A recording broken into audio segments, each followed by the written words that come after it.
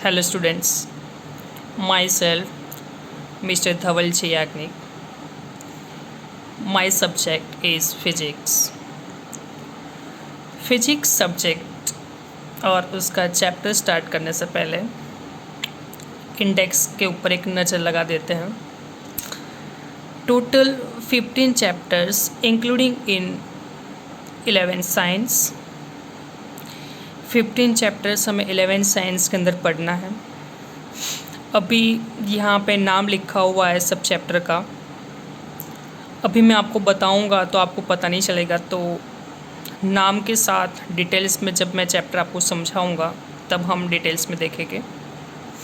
और physics subject है और मेरी आदत है कि कोई भी सब्जेक्ट है और कोई भी टॉपिक है वो जॉक्स और मस्ती के साथ ही हम उसको समझेंगे।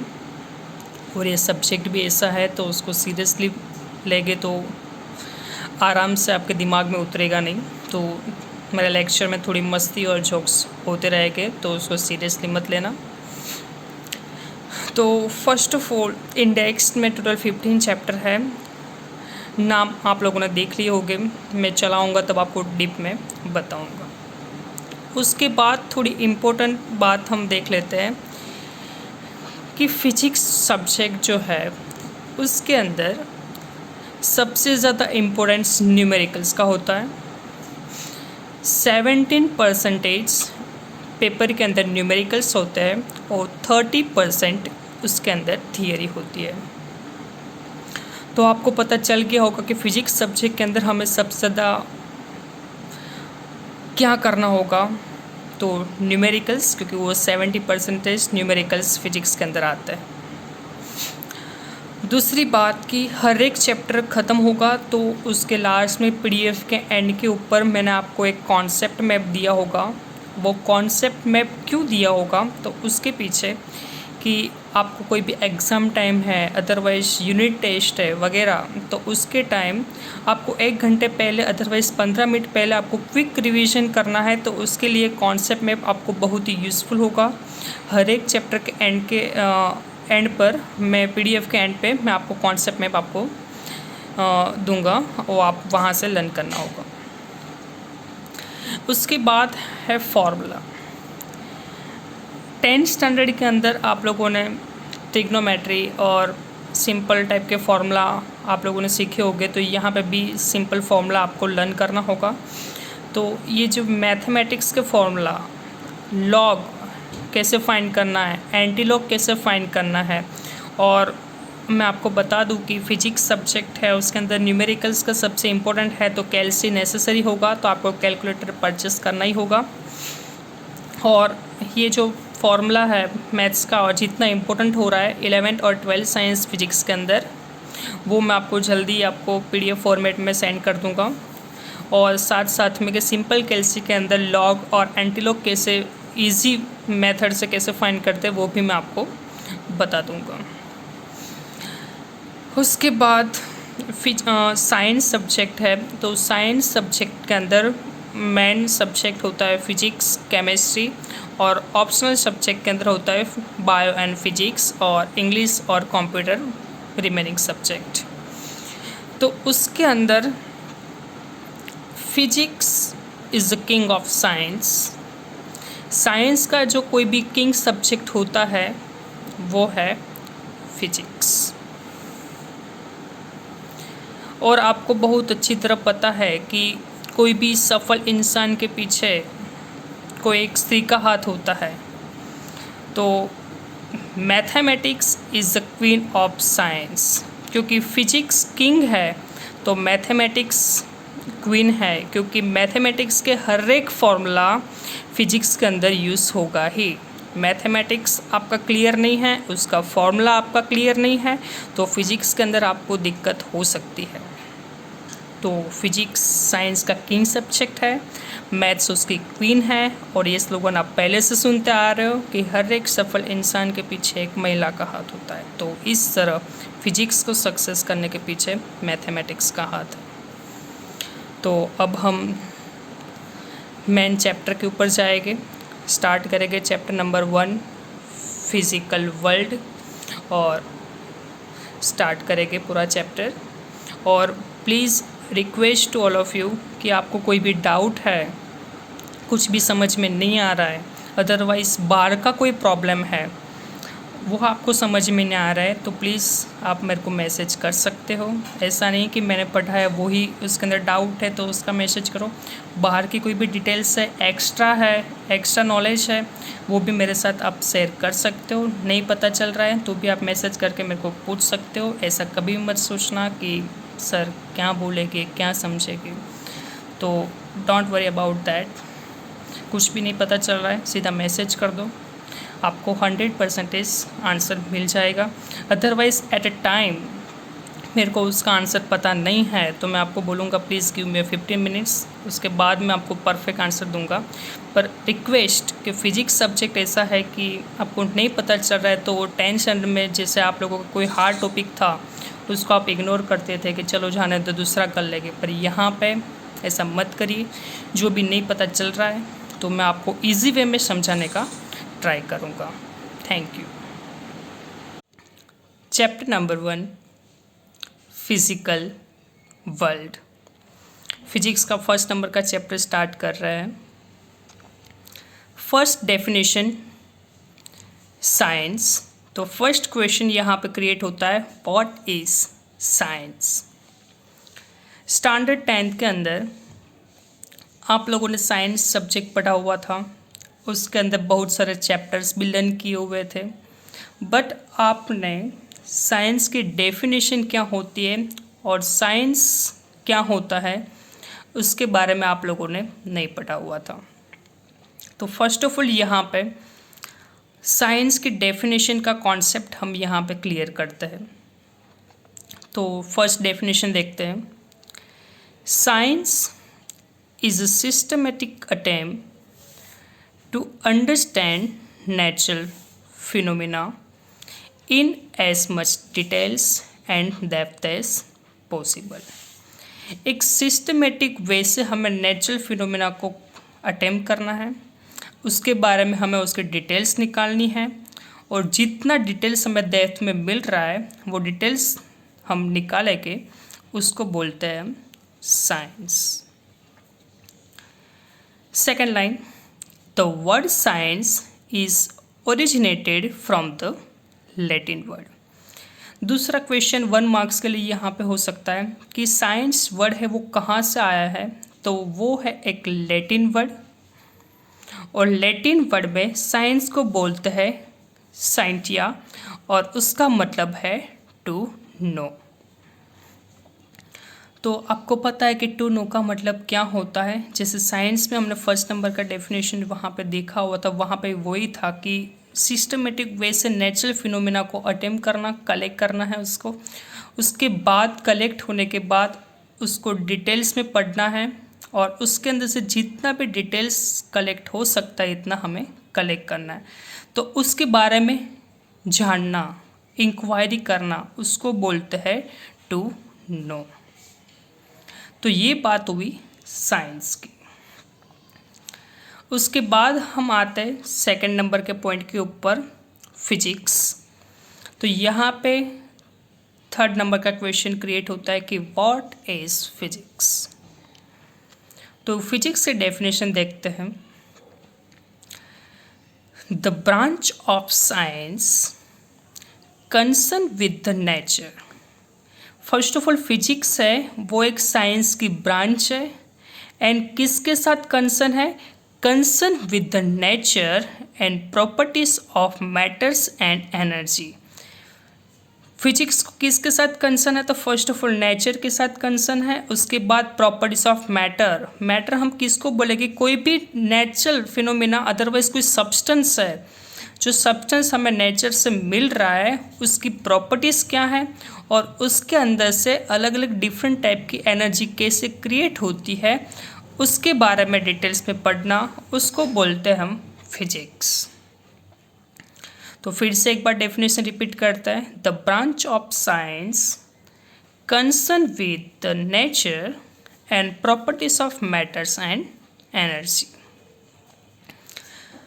Second point, the word physics comes from a Greek word. Science word कहाँ से आया हुआ था? लैटिन वर्ड था। फिजिक्स कहाँ कहाँ से आया हुआ है? वो एक टाइप का ग्रीक वर्ड है और उसका मतलब होता है नेचर, क्योंकि यहाँ पर डेफिनेशन में बताया हुआ है कि the branch of science, physics एक साइंस की ब्रांच है and main concern with the nature. तो ग्रीक वर्ड में फिजिक्स का मतलब होता है नेचर। उसके बाद next topic, branch of physics. सबसे important topic, branch of physics. तो फिजिक्स यहाँ पे मैं दो ब्रांचेस है, classical physics and modern physics. तो क्लासिकल फिजिक्स के भी यहाँ पे अलग अलग टाइप्स हैं और मॉडर्न फिजिक्स के भी यहाँ पे डिफरेंट डिफरेंट टाइप्स हैं। तो यहाँ पे हम ऊपर ऊपर से डिटेल्स में नहीं जाएंगे, ऊपर ऊपर से पढ़ेंगे और जब मैं टाइप समझाऊंगा तब हम डिटेल्स में उसको पढ़ेंगे। तो फर्स्ट क्लासिकल फिजिक्स के अंदर mechanics, optics, sound and wave motion, heat and thermodynamics and electromagnetism. तो क्लासिकल फिजिक्स के इतने सारे टाइप है। तो first of all mechanics.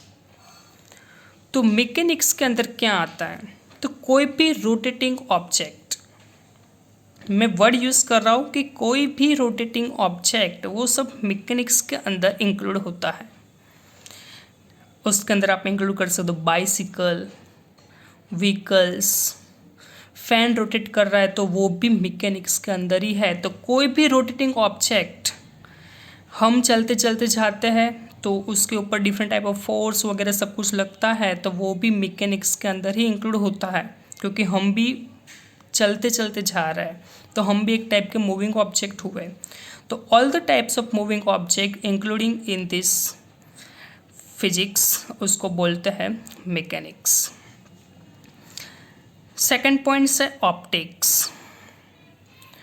Optics के अंदर आप लोगों ने देखा हुआ था 10th स्टैंडर्ड के अंदर concave lens, convex lens. Concave lens otherwise convex lens है, मिरर है, उसको F और 2F के बीच में रखो तो ये पिक्चर कहाँ पे मिलेगा, कैसा मिलेगा। तो वो सब यहाँ पे आप लोगों ने वहाँ पे थियरी के अंदर पढ़ा हुआ था, यहाँ पे हमें प्रैक्टिकली हमें समझना होगा कि ऐसा कैसे पॉसिबल होगा। उसके बाद आप लोगों ने ह्यूमन आई देखा हुआ था, उसके अंदर डिफरेंट टाइप ऑफ डिफेक्ट कैसे जनरेट होती है और वो डिफेक्ट दूर करने के लिए प्रोसेस क्या करना होता है, वो सब कुछ आता है ऑप्टिक्स के अंदर। Sound and wave motion. Sound, 9th standard का ये चैप्टर है साउंड। साउंड मतलब मैं यहाँ से बोल रहा हूँ, आपको छोटे थे तब आपको ऐसा चैप्टर के अंदर पढ़ा रहे थे कि यहाँ से कोई टीचर बोल रहे हैं और आपको तुरंत सुनाई दे रहा है, तो ऐसा क्यों? तो कोई भी उसके पीछे मेन इम्पोर्टेंट है वेव, क्योंकि मैं यहाँ से बोल रहा हूँ तो वो एक वेव क्रिएट हो रहा है और वेव को वहाँ पे निकालने के लिए वो मीडियम कौन सा होता है, एयर मीडियम की ज़रूरत पड़ती है, क्योंकि वेव्स, सनलाइट आती है तो सनलाइट के अंदर भी जो डिफरेंट टाइप ऑफ वेव है वो कहाँ से आते हैं, तो एयर मीडियम के थ्रू आते हैं। ठीक है, तो साउंड एंड वेव मोशन की कोई भी वेव पार्टिकल्स वहाँ पे इम्पोर्टेंट होगा। सपोज वाईफाई ले लो, टीवी ले लो, तो वहाँ पे हमारे डिफरेंट टाइप ऑफ चैनल हम चेंज करते हैं, अलग अलग प्रोग्राम देखते हैं, तो वो कैसे पॉसिबल है? वेव, उसके पीछे मेन इम्पोर्टेंट है वेव। हम एक दूसरे को कॉल करते हैं तो वो कॉल के पीछे मेन रीज़न क्या है? वेव।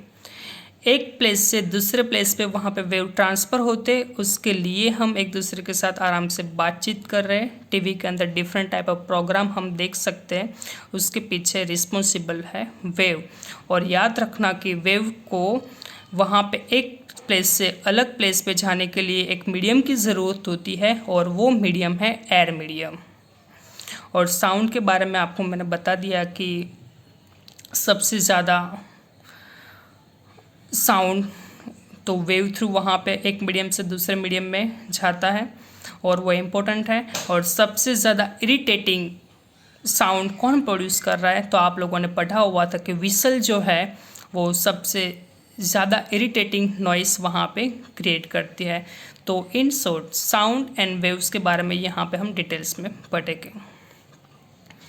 उसके बाद है हीट एंड थर्मोडायनेमिक्स, कि कोई भी सब्सटेंस है अदरवाइज केमिकल प्रोसेस करनी है। आप लोगों ने 10th स्टैंडर्ड के अंदर देखा हुआ था, फर्स्ट और सेकंड नंबर का chapter chemical reaction and acid base and वगैरह, फर्स्ट और सेकंड नंबर का चैप्टर है, उसके अंदर आप लोगों ने different type of heating process भी देखा हुआ था। तो कोई भी सब्सटेंस को जब हीट देना है, हमें हीट ट्रांसफ़र करना है, तो वो सब इंक्लूड हो जाएगा ये ब्रांचेस के अंदर, हीट एंड थर्मोडायनेमिक्स। वहाँ पे आप लोग ऑक्सीडेशन, रिडक्शन, एक केमिकल को दूसरे केमिकल में आप कन्वर्ट करते थे, तो वो सब प्रोसेस यहाँ पे इंक्लूड हो जाएगी हीट एंड थर्मोडायनेमिक्स के अंदर। उसके बाद इलेक्ट्रोमैग्नेटिज्म, ये 12th का है, 12th में आएगा, अभी आपको पढ़ना नहीं होगा, पर मैं आपको समझा देता हूँ कि इलेक्ट्रोमैग्नेटिज्म, मैग्नेट से हम इलेक्ट्रिसिटी कैसे प्रोड्यूस करते हैं उसके बारे में हम पढ़ना है। तो ये ब्रांच के अंदर पढ़ना होगा कि इलेक्ट्रोमैग्नेटिज्म, तो मैग्नेट से इलेक्ट्रिसिटी कैसे क्रिएट कर सकते हैं। तो आप लोगों ने 10th के अंदर पढ़ा हुआ था कि electric Motors and electric generator, दोनों साइड आप लोगों ने मैग्नेट रखा हुआ था, बीच में वहाँ पे एक टाइप का लूप रखा हुआ था और लूप को आप रोटेट करवा रहे थे, तो वहाँ पे भी जनरेटर रोटेट होता है, उसके बाद उसके अंदर से इलेक्ट्रिसिटी जनरेट होती है। तो मैग्नेट थ्रू इलेक्ट्रिसिटी प्रोड्यूस करनी है तो उसके बारे में डिटेल्स में पढ़ना होगा, तो वो होगा फिजिक्स की ये क्लासिकल ब्रांच इलेक्ट्रोमैग्नेटिज्म। उसके बाद हम आते हैं मॉडर्न फिजिक्स। फिजिक्स की ये जो क्लासिकल फिजिक्स की जो ब्रांचेस है वो सबसे इजी है, आराम से लर्न कर पाएंगे और सबसे ज़्यादा स्टूडेंट्स उसके ऊपर पीएचडी और मास्टर करते हैं। पर सबसे हार्ड ब्रांचेस है तो ये है मॉडर्न फिजिक्स की ब्रांचेस, और सबसे कम स्टूडेंट्स ये ब्रांचेस सिलेक्ट करते हैं। तो देखते हैं मॉडर्न फिजिक्स। उसका फर्स्ट है atomic physics, nuclear physics, quantum physics, theory of relativity, cosmology and space and mesoscopic physics. तो फर्स्ट यहाँ पे दिया हुआ है कि एटॉमिक फिजिक्स, तो एटॉम्स के बारे में जिसके अंदर स्टडी करते हैं उसको बोलते हैं atomic physics. Nuclear physics, nuclear के बारे में जिसके अंदर स्टडी करेंगे उसको बोलेंगे न्यूक्लियर फिजिक्स। यहाँ पे आपको मैं बोल रहा हूँ इजी लग रहा है, पर उसके बारे में रियल में जो स्टडी करना है वो सबसे हार्ड है। न्यूक्लियर फिजिक्स का यूज़ कहाँ पे होता है, तो न्यूक्लियर बॉम्ब, न्यूक्लियर वेपन्स बनाने के लिए न्यूक्लियर फिजिक्स का यूज़ होता है। और न्यूक्लियर फिजिक्स के अंदर दो टाइप की प्रोसेस फॉलो होती है, न्यूक्लियर फिजन प्रोसेस और न्यूक्लियर फ्यूज़न प्रोसेस। और एक चीज़ अभी से याद रख लेना कि न्यूक्लियर वेपन्स और न्यूक्लियर बॉम्ब्स बनाने के लिए सबसे ज़्यादा एलिमेंट्स है यूरेनियम। आप लोगों ने 10th के अंदर केमिस्ट्री पार्ट्स के अंदर आप लोगों ने टेबल पढ़ा हुआ था, एक पीरियोडिक टेबल, उसके अंदर डिफरेंट टाइप ऑफ एलिमेंट्स भी आप लोगों ने पढ़े हुए थे। उसके अंदर यूरेनियम 235 वो न्यूक्लियर बॉम्ब और न्यूक्लियर वेपन बनाने के लिए सबसे इम्पोर्टेंट है। उसके बाद क्वांटम फिजिक्स, फिजिक्स का सबसे हार्ड क्वांटम फिजिक्स, कि उसके अंदर एटॉम्स, मॉलिक्यूल्स और उससे भी छोटे छोटे पार्टिकल्स के बारे में स्टडी करना, उसको बोलते हैं हम quantum physics. Theory of relativity, ये आइंस्टाइन ने दिया हुआ था और ये रिलेटिविटी 2017 और 18 में दूसरे साइंटिस्ट ने उसको रॉन्ग प्रूव किया हुआ था। थियोरी ऑफ रिलेटिविटी, जब आप छोटे के स्टैंडर्ड में थे तब आपको ऐसा बता रहे थे कि आप बस अदरवाइज ट्रेन में आप जा रहे हो बाहर, तब ट्रेन में आप लोग बैठे हुए हैं, ट्रेन मूविंग कंडीशन में है, तब दूर की जो चीज़ है वो धीरे धीरे पीछे जाती नज़र आ रही है और नज़दीक की जो चीज़ है वो एकदम फास्ट पीछे की तरफ जा रही, ऐसा आपको महसूस हो रहा है। अदरवाइज आप रेलवे स्टेशन के प्लेटफॉर्म पे खड़े हैं, स्टेशनरी कंडीशन में है, ट्रेन वहाँ से गुजर रही है, तो ट्रेन की वेलोसिटी और आपकी वेलोसिटी एक दूसरे के साथ कंपेयर करना है, उसको बोलते हैं रिलेटिविटी। अदरवाइज ट्रेन नॉर्थ से साउथ की ओर जा रही है और आप साउथ से नॉर्थ की तरफ जा रहे हो, ट्रेन की जो स्पीड है 100 किलोमीटर पर सेकंड है और आपकी स्पीड 20 मीटर पर सेकंड है, तो दोनों की रिलेटिविटी क्या होगी, इस टाइप का जो भी प्रॉब्लम्स है वो हमें यहाँ पे देखना होगा। उसके बाद है कॉस्मोलॉजी एंड स्पेस। अलग अलग टाइप के सैटेलाइट्स लॉन्च करना और उसके बाद यूनिवर्स के अंदर डिफरेंट टाइप ऑफ प्लैनेट्स उसके बारे में स्टडी करना, वो होगा कॉस्मोलॉजी एंड स्पेस के अंदर। उसके बाद है मेसोस्कोपिक फिजिक्स। मेसोस्कोपिक फिजिक्स के अंदर एकदम छोटे छोटे माइक्रोमीटर से नैनोमीटर के बीच का जो एलिमेंट्स है उसके बारे में स्टडी करना, और नैनो टेक्नोलॉजी और नैनो मटेरियल्स के लिए जो यूज़फुल जो ब्रांच है वो है मेसोस्कोपिक फिजिक्स। तो यहाँ पे हमने बात किया हुआ फिजिक्स का मेन 2 ब्रांचेस, क्लासिकल फिजिक्स और मॉडर्न फिजिक्स। और क्लासिकल फिजिक्स की हमने यहाँ पे अलग अलग ब्रांच के बारे में देखा और मॉडर्न फिजिक्स के यहाँ पे अलग अलग ब्रांच के बारे में देखा। अब हम डेप्थ में देखते हैं कि क्लासिकल फिजिक्स किसको बोलते हैं, मॉडर्न फिजिक्स किसको बोलते हैं, और ये सब ब्रांचेस मैंने आपको समझाई वो भी वहाँ पे हम फिर से रिवीजन करते हैं। First, classical physics. तो क्लासिकल फिजिक्स की डेफिनेशन देखते हैं। Physics that does not make use of quantum mechanics or the theory of relativity।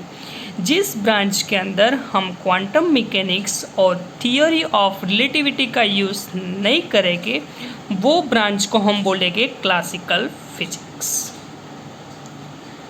Next point, Newtonian mechanics. और ये ऑलरेडी आपने आगे देख लिया हुआ है कि क्लासिकल फिजिक्स के अंदर कौन कौन से ब्रांच का यूज़ कर सकते हैं, तो mechanics, thermodynamics, sound and optics and electromagnetism.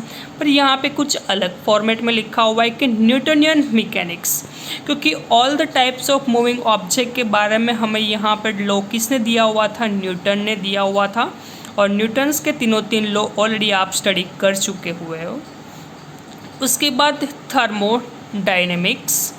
तो थर्मोडायनेमिक्स के अंदर आगे लिखा हुआ था हीट एंड थर्मोडायनेमिक्स से कोई भी सब्सटेंस को हमें हीट प्रोवाइड करना है, उसको एक सब्सटेंस के अंदर से दूसरे सब्सटेंस में कन्वर्ट करना है, उसके बारे में डिस्कशन करना है थर्मोडायनेमिक्स के अंदर। और साउंड और वेव्स के बारे में फर्स्ट ऑफ ऑल हमने जो नॉलेज प्रोवाइड किया है वो साइंटिस्ट था मैक्सवेल, और मैक्सवेल उसके थियरी के अंदर बताया हुआ था।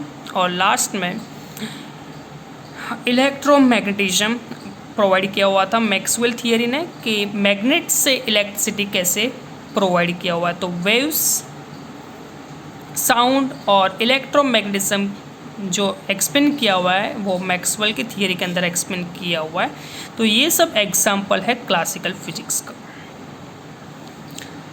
Second, modern physics.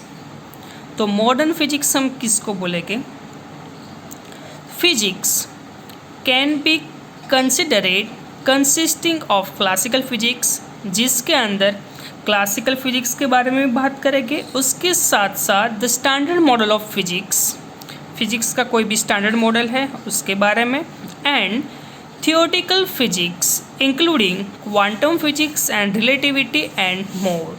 तो मॉडर्न फिजिक्स के अंदर ध्यान रखना कि क्लासिकल फिजिक्स भी और उसके साथ साथ फिजिक्स का standard model, theoretical physics including like quantum physics और रिलेटिविटी के बारे में हम जिस ब्रांच के अंदर डिस्कस करेंगे, पढ़ेंगे, उसको हम बोलते हैं मॉडर्न फिजिक्स। अब हम देखते हैं क्लासिकल फिजिक्स की सब ब्रांचेस के बारे में। तो क्लासिकल फिजिक्स की फर्स्ट ब्रांच यहाँ पे थी मैकेनिक्स। तो it is that branch of physics that deals with the study of motion. ये फिजिक्स की वो ब्रांचेस है, उसके अंदर मोशन के बारे में हम स्टडी करेंगे। मैंने आपको ऑलरेडी बताया हुआ था, कोई भी मूविंग ऑब्जेक्ट के बारे में हमें बात करनी है तो वो होगा मैकेनिक्स के अंदर। No doubt motion is the fundamental idea of science. Motion एक साइंस के लिए फंडामेंटल आइडिया भी प्रोवाइड करता है, and it is also related to the properties of matter and light. और ये प्रॉपर्टीज ऑफ मैटर्स और लाइट्स के रिलेटेड भी है। तो मैकेनिक्स के अंदर हम कोई भी मूविंग ऑब्जेक्ट पार्टिकल्स के लिए हम बात करनी है तो क्लासिकल फिजिक्स की सब ब्रांचेस मैकेनिक्स के अंदर हम बात करेंगे। उसके बाद दूसरी ब्रांच है optics. All incidents related to lights and its production, transmission and detection are studied।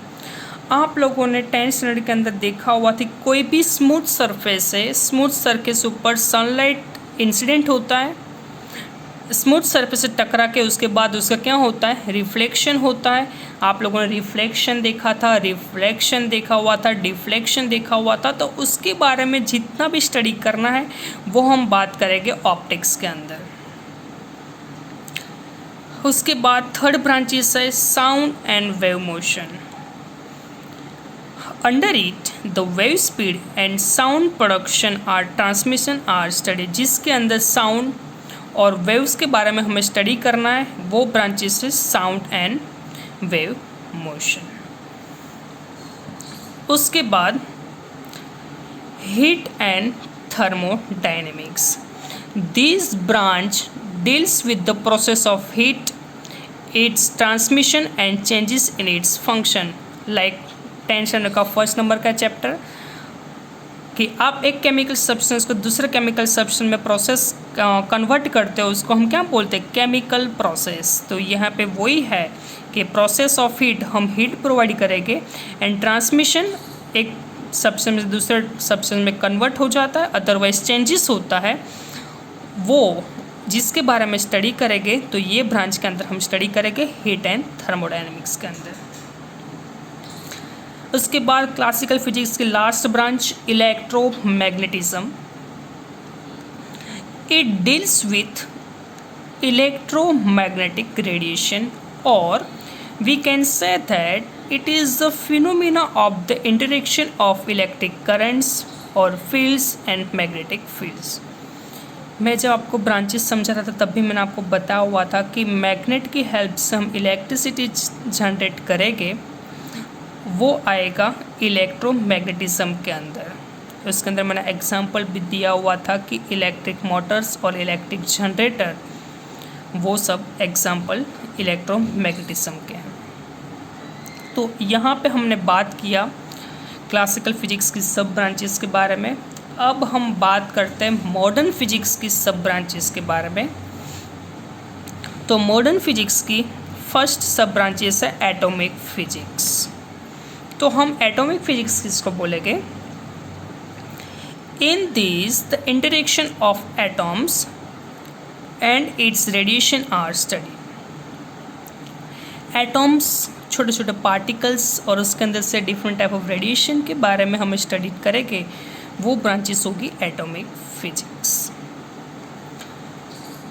Nuclear physics deals with the structure of nucleus and the interaction of nuclear physics. मैंने आपको आगे बता दिया हुआ था कि न्यूक्लियर बॉम्ब्स, न्यूक्लियर वेपन्स बनाना है तो उसके लिए न्यूक्लियर फिजिक्स बहुत इम्पोर्टेंट है, और न्यूक्लियर वेपन्स और उसको तैयार करने के लिए यूरेनियम 235 सब एलिमेंट सबसे यूज़फुल है, और न्यूक्लियर फ्यूज़न और फिज़न प्रोसेस भी उसके लिए इतना ही इम्पोर्टेंट है।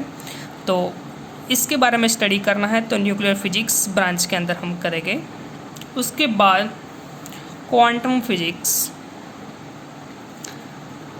यहाँ पे पूरे वर्ल्ड के अंदर सबसे हार्ड टॉपिक और जिसके हम समझ नहीं सकते आराम से, वो है क्वांटम फिजिक्स। पर तो भी ये क्वांटम फिजिक्स है उसका वर्ल्ड में दूसरे नंबर पे आता है कि जिसको समझना हार्ड है।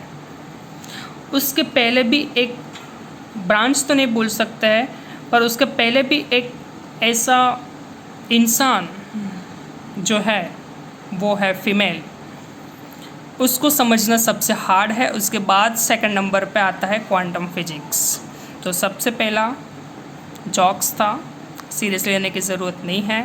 क्वांटम फिजिक्स सेकंड नंबर पे है, जिसको समझना हार्ड है। उसके पहले फर्स्ट नंबर पे है फीमेल, जो उसको समझना हार्ड है। तो क्वांटम फिजिक्स के पहले भी फीमेल आ चुकी है।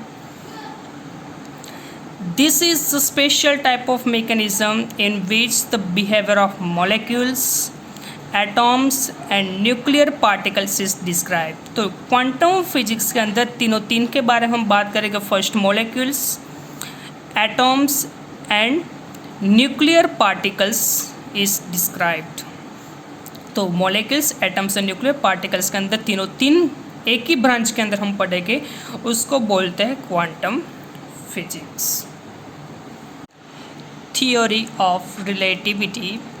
In 1905, Einstein propounded a specific principle of relativity। सबसे बारे में रिलेटिविटी के बारे में जानकारी हमने आइंस्टाइन ने दिया हुआ था। और रिलेटिविटी के बारे में मैंने आपको ये जब ब्रांचेस एक्सप्लेन करा था तब भी आपको मैंने बता दिया था कि अलग अलग कंडीशन में एक दूसरे की वेलोसिटी हमने फाइंड करना है, तो रिलेटिविटी के थ्रू हम फाइंड कर सकते हैं।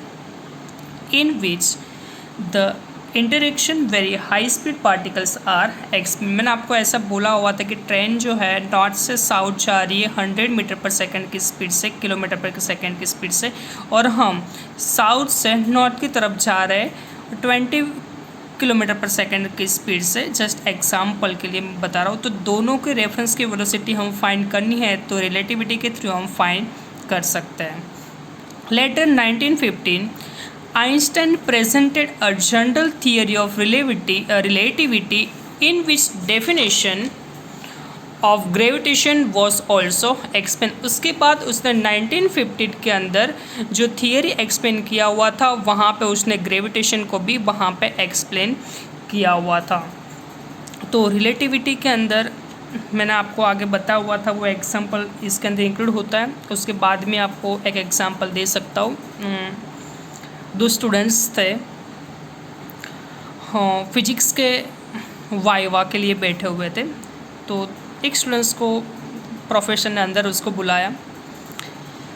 फर्स्ट जो वहाँ पे स्टूडेंट्स था, प्रोफेसर ने उसको क्वेश्चन पूछा कि ट्रेन में तुम मुसाफरी कर रहा है, ट्रैवलिंग कर रहा है, तब तेरे को गर्मी लगती है तो तू क्या करेगा। तो उसको ऐसा लगा कि इतना इजी क्वेश्चन सर ने पूछ लिया, वाह। तो उसने बोला कि सर मैं विंडो ओपन कर दूंगा। सर ने बोला वेरी गुड, अब ध्यान से सुनना। उसके बाद नेक्स्ट क्वेश्चन सर ने ऐसा पूछा कि चलो तूने विंडो ओपन कर दिया। उसके बाद उसने बताया कि विंडो है, उसका एरिया है 10 मीटर पर सेकेंड स्क्वायर, 10 मीटर स्क्वायर है। उसके बाद ट्रेन 100 मीटर पर सेकंड की स्पीड से नॉर्थ टू साउथ के डायरेक्शन में जा रही है। जो ट्रेन का वो पूरा एरिया है वो 4/5 का है। तो पूरे डिब्बे के अंदर एयर सर्कुलेशन कितने टाइम के अंदर होगा, वो फाइंड करके बताओ। पहला क्वेश्चन इजी था, उसको लगा कि इतना इजी क्वेश्चन, पर उसको पता नहीं था पीछे से ये कंडीशन क्रिएट होने वाली है, रिलेटिविटी, जिसको समझना हार्ड है। तो सर ने बोल दिया कि विंडो का एरिया इतना है, ट्रेन इतनी स्पीड से यहाँ जा रही है, और ट्रेन का जो डब्बा है उसका एरिया इतना है, तो पूरे डिब्बे के अंदर एयर सर्कुलेशन होने के लिए कितना टाइम लगेगा। तो उसको कैलकुलेशन करने के लिए वो सक्सेस नहीं हुआ, फेल हो गया। उसको सर ने भेज दिया बाहर। तो वो स्टूडेंट जब बाहर आया तब दूसरे स्टूडेंट्स को बोला कि भाई कुछ भी हो जाए विंडो ओपन मत करना।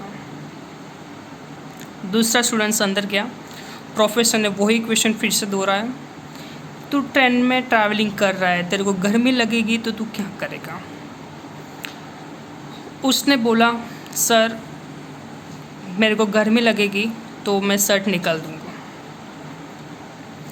सर थोड़े गुस्से में आ गए कि ये क्या बदतमीज़ी है। सर ने बोला कि और ज़्यादा गर्मी लगेगी तो तू क्या करेगा। तो उसने बोला कि जनरली तो मेरे को ज़्यादा गर्मी लगती है तो मैं एसी में ही ट्रैवलिंग करता हूँ, तो ये कंडीशन क्रिएट ही नहीं होती। तो सर ने ज़ोर से टेबल पे हाथ पटकाया और बोले और ज़्यादा गर्मी लगेगी तो एसी में भी है, और ज़्यादा गर्मी लगेगी तो क्या करेगा। तो उसने बोला कि सर लास्ट टू लास्ट मैं मेरे कपड़े उतार दूंगा पर विंडो तो नहीं खोलूँगा मैं।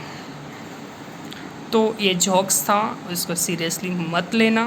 मैं आपको रिलेटिविटी और उसका फिजिक्स का जो कॉम्प्लेक्स प्रॉब्लम है उसके बारे में मैं समझा रहा था।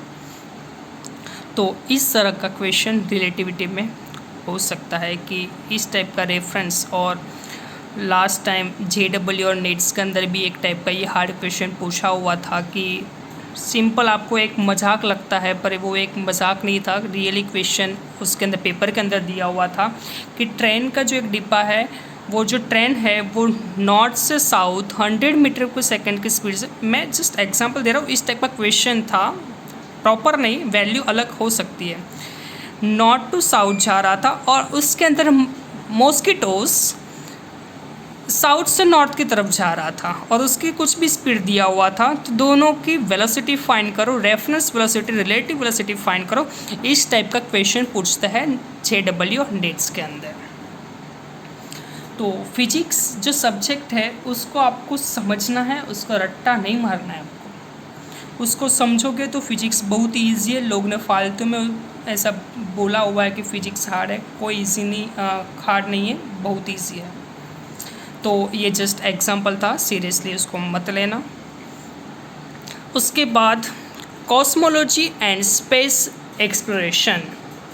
In this branch, the study of the origin, structure and the movement of various celestial bodies of the world is studied. Celestial body मतलब जो यूनिवर्स के अंदर अवकाश में अलग टाइप की बॉडीज़ है, उसकी मूवमेंट्स, उसका स्ट्रक्चर और उसके बारे में डिटेल्स में हमें पढ़ना है तो वो आएगा कॉस्मोलॉजी के अंदर।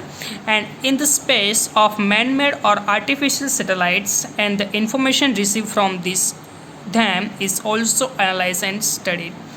हमें यूनिवर्स के अंदर अलग अलग है, सन है, अर्थ है, उसके बारे में डिटेल्स में पढ़ना है तो हम तो नहीं जा सकते, साइंटिस्ट जा सकते हैं। अदरवाइज साइंटिस्ट को भी नहीं जाना है कि कोई भी ऐसा भी हार्ड कॉम्प्लेक्स प्रॉब्लम होता है तो स्पेस शटल अदरवाइज सैटेलाइट के थ्रू वो लॉन्च करते हैं और अलग अलग टाइप की जो इम्पोर्टेंट इन्फॉर्मेशन जो होती है वो सैटेलाइट के थ्रू कलेक्ट करते, और वो सैटेलाइट होगा artificial satellite.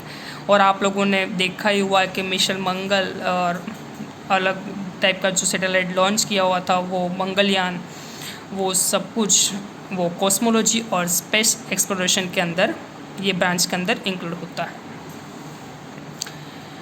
Mesoscopic physics deals with the materials of an intermediate length is a sub discipline condensed matter. The scale of these materials can be described as being between the nanoscale size of quantity of atoms and of materials measuring micrometers. पता नहीं चला होगा, I know, but मैं आपको easily समझा देता हूँ कि मेसोस्कोपिक फिजिक्स के अंदर कोई भी मटेरियल्स है उसकी लेंथ आपको माइक्रोमीटर्स यानी कि 10⁻⁻⁶ से लेके 10⁻⁹ के बीच में आपको मेज़र करना होगा। और नैनो स्केल साइज मतलब नैनो टेक्नोलॉजी का डेवलपमेंट के पीछे मेसोस्कोपिक फिजिक्स का सबसे बड़ा इम्पोर्टेंट है। तो deals with materials of an intermediate length in a sub discipline condensed matter. सबसे ज़्यादा उसकी लेंथ, कोई भी मटेरियल है उसकी लेंथ, उसका शेप और उसको माइक्रो में उसको मेज़र करना और उसके अंदर छोटे छोटे एटम्स जो होते हैं वो कंसिडर करना, उसके बारे में डिस्कशन करना, वो है mesoscopic physics. The scale of this materials can be describe as being between the nanoscale size, कहाँ पे नैनोस्केल साइज के बीच की होनी चाहिए, of a quantity of atoms and molecules atoms and of materials measuring micrometres. जो materials है उसकी साइज़ कितनी होनी चाहिए, नैनो स्केल साइज़ के अंदर होना चाहिए, बट एटम्स एंड उसकी मटेरियल्स किस में मेज़र करना, हमें माइक्रोमीटर्स के अंदर मेज़र हमें करना है। मेसोस्कोपिक फिजिक्स और क्वांटम फिजिक्स और थियोरी ऑफ रिलेटिविटी और कॉस्मोलॉजी, जो मॉडर्न फिजिक्स ब्रांचेस है वो आपको 11th और 12th साइंस में पढ़ना नहीं है। आपको 11th और 12th साइंस के अंदर ओनली क्लासिकल फिजिक्स और क्लासिकल फिजिक्स की जो सब ब्रांचेस है उसके बारे में ही आपको पढ़ना है, तो टेंशन लेने की ज़रूरत नहीं है। बट आपको आगे जाके फिजिक्स के अंदर मास्टर या पीएचडी करना है और आप इंटरेस्टेड हो साइंटिस्ट के लिए और स्पेस के बारे में आपको इन्फॉर्मेशन ज़्यादा तरीके से चाहिए, तो फिजिक्स के अंदर आपको थोड़ा ध्यान देना पड़ेगा।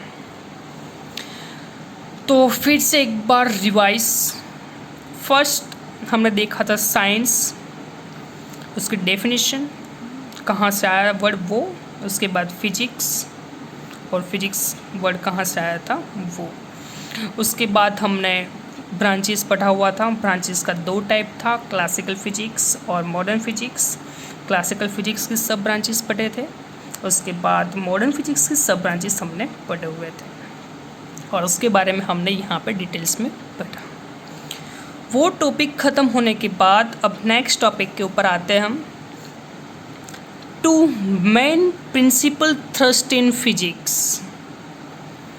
याद रखना 2 main principal thrust in physics. तो कौन से मेन थ्रस्ट है, तो यूनिफिकेशन एंड रिडक्शन। तो यूनिफिकेशन और रिडक्शन के बारे में देखने से पहले हम देख लेते हैं यूनिफिकेशन मतलब यूनियन और रिडक्शन मतलब रिड्यूस करना। तो यूनियन तो उसको एक दूसरे के साथ मर्ज करना और रिडक्शन का मतलब एक दूसरे से अलग करना। तो मेन प्रिंसिपल थ्रस्ट है यूनिफिकेशन और रिडक्शन। तो हम यूनिफिकेशन किसको बोलते हैं उसके बारे में डेफिनेशन देखते हैं। It is the act of unifying the different law valid for different phenomena. ध्यान से डेफिनेशन देखना। इट इज़ द एक्ट, एक टाइप का एक्ट है, act of unifying the different law valid for different phenomena. अलग अलग जो लॉ है वो अलग अलग फिनोमेना के लिए एप्लीकेबल है। Different phenomena into a single theory. फिर से different law valid for different phenomena की अलग अलग लॉ अलग अलग फिनोमेना के लिए एप्लीकेबल है, but into a single theory that explain all the phenomena. तो हमने क्या किया, जो अलग अलग फिनोमेना के लिए जो अलग अलग लॉज थे उसको हमने क्या किया, मर्ज करके एक सिंगल थियरी बना दी और ये सिंगल थियरी अलग अलग फिनोमेना को आराम से एक्सप्लेन करती है। तो वो क्या हुआ, हमने एक दूसरे के साथ मर्ज किया, यूनियन बना दिया, ठीक है, तो उसको बोलते हम यूनिफिकेशन। उसके बाद reduction. It is the breaking down of a complex system into the simple constituent system. क्या करेंगे, कॉम्प्लेक्स सिस्टम है उसको हम उसको कट करके अलग अलग इजी सिस्टम के अंदर, सिंपल सिस्टम के अंदर हम बना देंगे। तो constituent system to show that law of physics can be applied on this system and we can understand the working of complex system. Simple चीज़ है कि कोई भी कॉम्प्लेक्स प्रॉब्लम है, राइट, तो उसको कॉम्प्लेक्स प्रॉब्लम को हम इजीली सॉल्व नहीं कर सकते, तो उसको हाफ करेंगे, उसको धीरे धीरे उसका प्रॉब्लम सोल्व करेंगे अलग अलग सिस्टम से, तो उसका आंसर आराम से आ सकता है। सिंपल है कि आप साइंस के अंदर कोई भी प्रॉब्लम सोल्व कर रहे हो, सम सोल्व कर रहे हो, तो उसके अंदर सबसे पहले आप लेफ्ट हैंड साइड ऊपर गिवन डेटा लिखते हो। क्यों, डायरेक्टली आप सम को सोल्व करने के लिए बैठ जाओगे तो एक स्टेप ऐसा आएगा कि भाई ये तो क्वेश्चन के अंदर दिया ही नहीं है, तो मैं फाइंड कैसे करूँगा। तो उससे पहले left hand side given data लिखते हो, तो गिवन डेटा लिखने के बाद हमें पक्का पता चल जाता है कि हाँ उसके अंदर ये मिसिंग है और हमें ये फाइंड करना है। तो उसके एक सिस्टमेटिक वे होता है उसको सॉल्व करने के लिए। तो कोई भी कॉम्प्लेक्स प्रॉब्लम होता है उसको सिंपल कट करके सिंपल वे से उसको सॉल्व करना होता है, उसको बोलते हैं हम रिडक्शन। तो फाइनली मेरे को ऐसा लग रहा है कि आपको ये पता चल गया होगा। प्रिंसिपल थ्रस्ट दो टाइप का है, यूनिफिकेशन एंड रिडक्शन। यूनिफिकेशन का मतलब है यूनियन और रिडक्शन का मतलब है रिड्यूस करना। तो हमने थ्रस्ट के बारे में बात कर दिया। उसके बाद हम आते हैं नेक्स्ट टॉपिक के ऊपर, two domains of interest of physics. Domains physics के कौन कौन से हैं? Two main domains. तो फिजिक्स के मेन टू डोमेन्स है मैक्रोस्कोपिक एंड माइक्रोस्कोपिक। तो what is the difference between the macroscopic and microscopic? तो मैक्रो एंड माइक्रो का दोनों का डिफरेंस हमें देखना है, ध्यान से देखना। The macroscopic domains including the phenomena at the laboratory, terrestrial and astronomical scale. क्या लेबोरेटरी के अंदर कोई भी सब्सटेंस उसका रिसर्च करना है, अदरवाइज टेरेस्ट्रियल्स और एस्ट्रोनॉमिकल स्केल या यूनिवर्स के अंदर अलग अलग प्लैनेट्स है उसके बारे में स्टडी करना है। तो इन शॉर्ट मैक्रो मतलब इतना छोटा भी नहीं है, हम उसको आराम से उसकी स्टडी कर सकते हैं। तो वो आता है मैक्रोस्कोपिक डोमेन्स के अंदर। लेबोरेटरी का लाइक एक्सपेरिमेंट हम करते हैं, terrestrials like relating to earth and astronomical relating to astronomy. तो उसके बारे में स्टडी करना है। भले ये छोटे नहीं हैं, हमारे अर्थ से बहुत फार डिस्टेंस पे, इसलिए हमें छोटे लग रहे हैं, पर ये छोटे नहीं हैं। हम उसको आराम से माइक्रोस्कोप का यूज़ करके हम उसके बारे में स्टडी कर सकते हैं। तो वो इंक्लूड हुआ मैक्रोस्कोपिक डोमेन्स के अंदर।